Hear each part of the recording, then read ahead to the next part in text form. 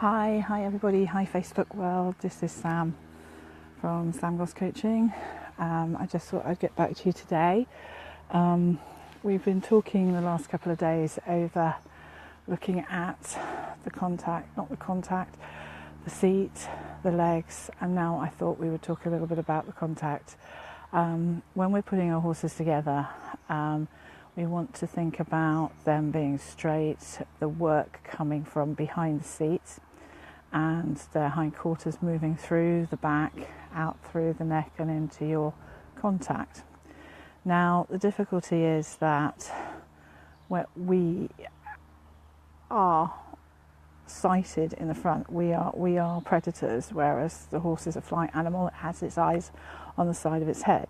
So when we're working, we tend to look down and we tend to think of everything coming to us from in front, and forgetting probably that the actual work we're achieving is coming from behind the saddle. So when you think about contact, you're not actually thinking just about the rein, the horse's head, which way he's looking. You're thinking about the whole body, you're thinking about your whole body, and you're thinking about how it's coming through. So when you want to think about your rein contact, it doesn't stop at your hand. It works all the way through your lower arm to your elbow. So I tend to think, and I found it easy to explain to people, that your upper arm is part of your body, your lower arm is part of the rein.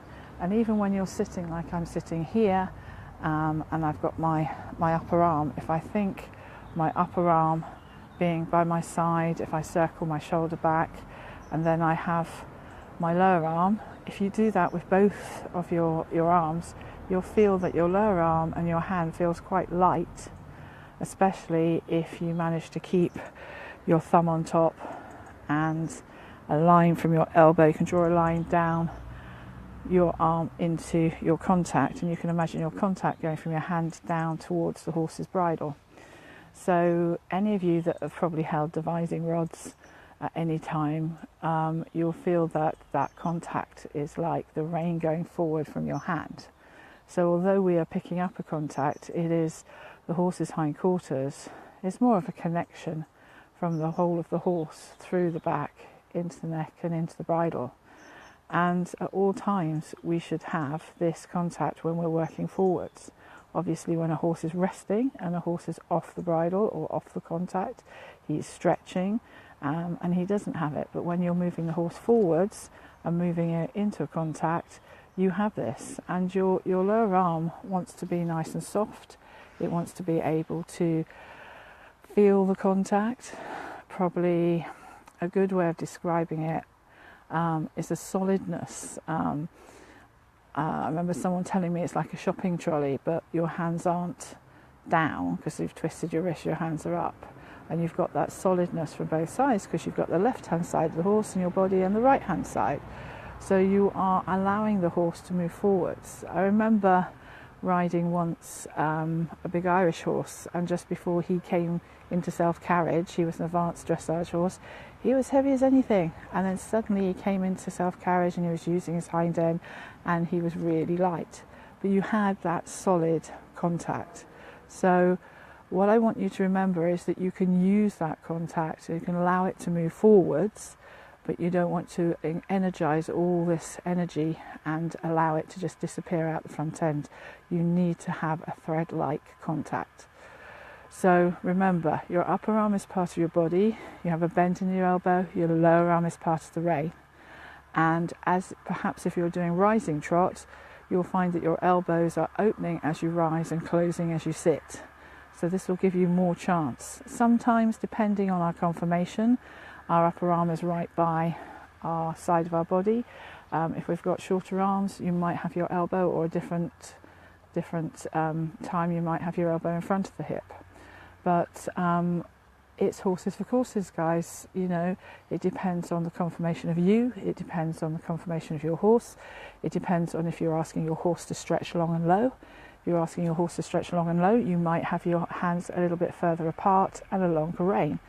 If you're working up to the bridle with the horse up into a contact and walking forwards in perhaps novice, high end of novice upwards, your horse is going to have a higher head and a higher head carriage, and your hands are going to be close together. You're going to have that the characteristic 4 inches between the reins, and you're going to be riding the horse forwards, and your contact's going to be travelling. Because that's the other thing. You and your horse have to be in the same time frame. And what I mean by that is that you're in balance, you're moving together, and although it looks to the person that's observing you that you're not moving or your hands aren't moving, you are actually moving, you're travelling in time. So I hope that gives you a little bit of an explanation. Remember that you want to have a good solid feeling, but it's not a heavy, it's a light feeling, and it's the energy from behind working up into your bridle and allowing you to take your horse forwards. And also again, you can move from this central point with your hand. You might want to move outwards, you might move forwards from it, but you don't move backwards from it so that you get a negative feel. And also you might find at times when you've got your horse moving forwards that you might have a slight draw in the elbow to ask him to come together. So if he's leaning on your contact and you have the correct amount of leg pressure and he's moving forwards, you might gently draw through your rein, wriggling your ring fingers, not sawing your hands at all, not backwards and forwards, but asking for a nice solid feel so that you can then give when he softens and relaxes his jaw. So that is another little hint or tip for you in regard to riding with your horse and your body. If you have enjoyed these tips, I'm putting together a program in a couple of weeks. So go ahead, like my page. If you want to join our group, we have #SG Coaching Lab, and we talk about all things equine.